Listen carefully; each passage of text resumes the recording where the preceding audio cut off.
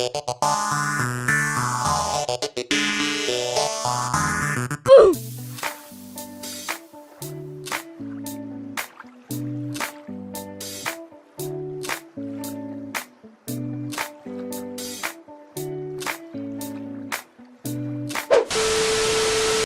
we're back mga ka-positive, no? Ayan, magandang araw sa inyo. It's me, Daddy Vlog. Hello!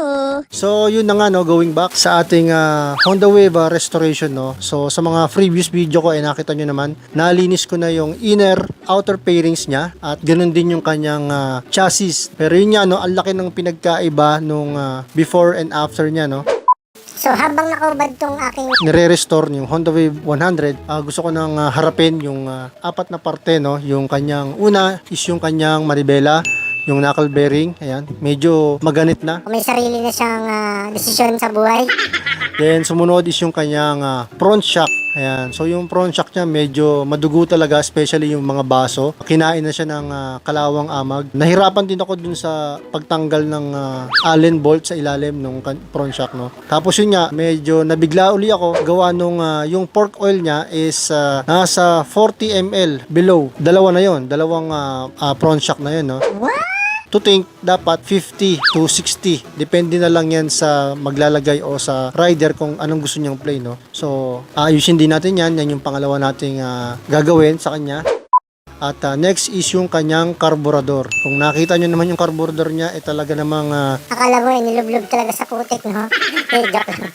meron na rin siyang kalakalawang. Ayan. So, lilinisin ko na lang siya. At yun nga, naalala ko na banggit uli ni Tito na lagi niyang ina-adjust yung minor, no? So, ibabalik natin sa tamang setting yung kanyang minor. Kumbaga, itotono natin siya.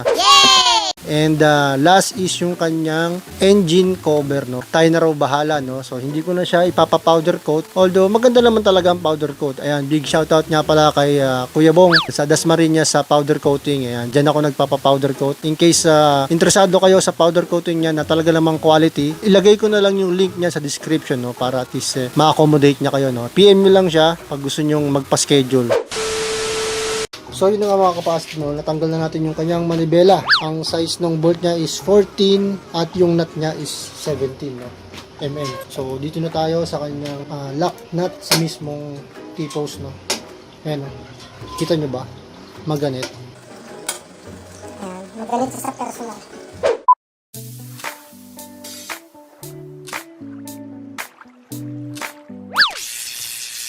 So yun na nga mga ka-positive, no. Ito na yung kanyang bearing, no. Tinanggal ko na.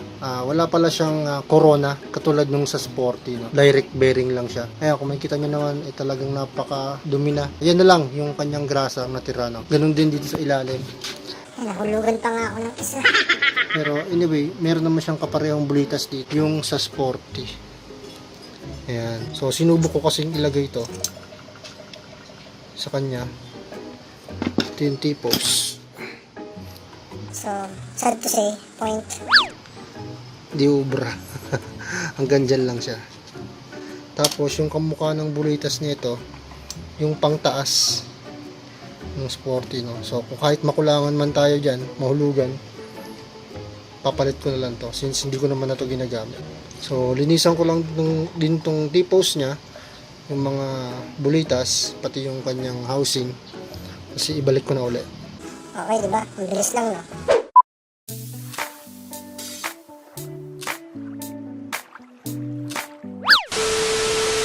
So yun na mga ka-positive, no. Nailagay ko na yung bulitas niya sa ilalim at saka sa ibabaw. So awa naman ng Diyos, wala namang nawala.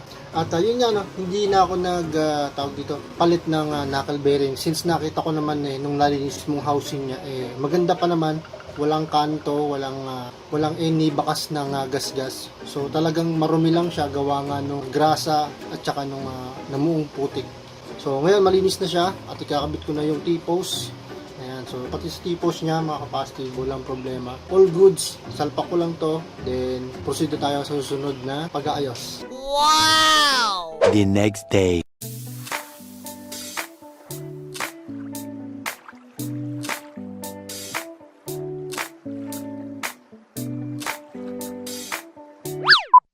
So yun na nga mga kapastib, no, sa pagpapatuloy ng ating Honda Wave restoration. Ayan. So nandito na ako sa part ng paglilinis ng carb. At kita nyo naman, matagal na kasing hindi daw ito nalilinis, no. So kaya ang nabanggit ni Tito lagi siya nag-a-adjust sa minor. Ito kasi hangin So check din natin lahat yan, lalo na yung mga gas passage tsaka yung air passage niya, no. Para all goods. So babaklasin ko muna lahat. Medyo struggle tayo dito sa isang screw niya. And oh no! Check natin kung meron tayong screw may papalit dito. Kinain na ng kalawang. And moment of truth. Boom. Ayun, no? Kita niyo ba? Yan. Puro ano na, lupa. Ito nga pala, yan, yung pinaka parang o-ring niya. Huwag nyong ibabad sa gas at ito ay nag-expand. Ang ginagawa ko dito is binababad ko lang siya sa warm water, no? Huwag naman yung kulong-kulo, warm water lang. Let's see kung ano yung kanyang jettings.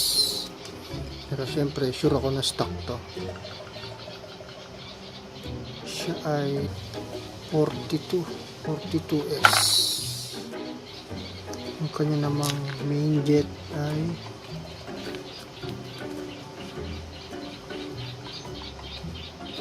$70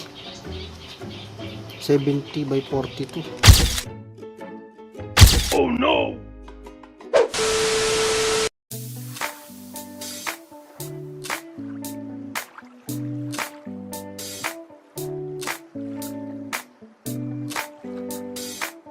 The next day. So yun na nga mga kapasitive, no. Ayan, at pinalipas ko muna ang isang araw. Very basic lang naman, no. At since na linisan ko na siya ng degreaser at na linisan na siya ng gusto, so wala kayong pinagkaiba niya.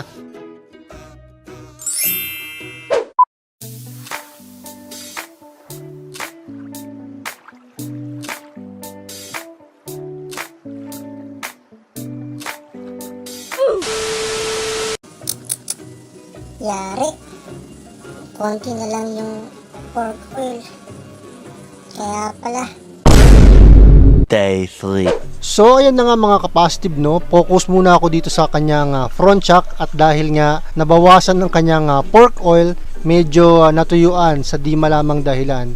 Siguro dala na rin ng katagalan na hindi na maintenance, no. Palit oil seal siya, then sinalinan ko ng bagong pork oil na 70 ml bawat isang tube. Para kasi sa akin maganda yung ganitong play ng front shock, no.